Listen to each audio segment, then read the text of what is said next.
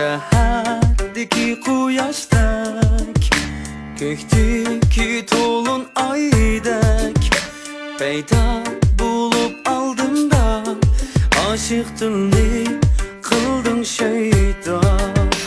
Her gün seni o'ylab sürüp shirin xiyal, barlig'imni atidim sana, söygümge bergin visal.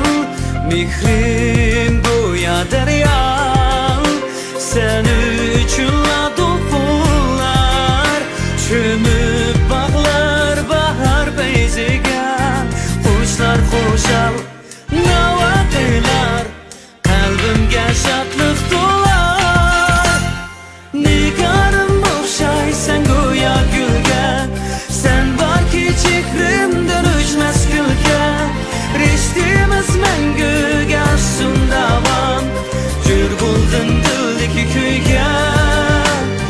Nigorim o'xshaysan go'yo gulga, sen borki chehrimdan o'chmas kulga, rishtimiz manguga afsun davom, jur bo'lg'in dildagi kuyga.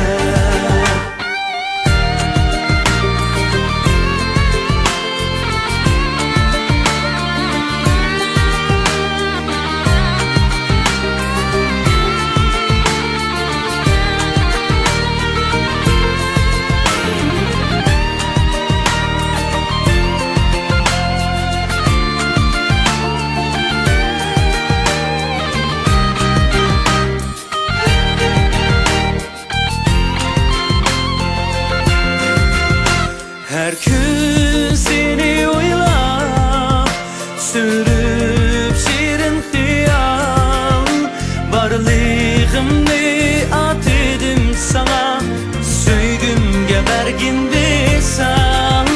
Mihrim go'yo daryo, sen uchunla to'lqinlar, cho'mib bog'lar bahar payziga, qushlar qo'shal navoqiylar, qalbimga shodlik to'lar.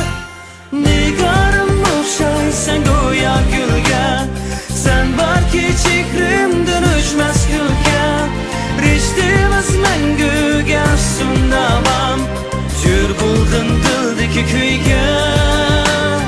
Nigorim o'xshaysan go'yo gulga, sen borki chehrimdan o'chmas kulga, rishtimiz manguga afsun davom, jur bo'lg'in dildagi kuyga.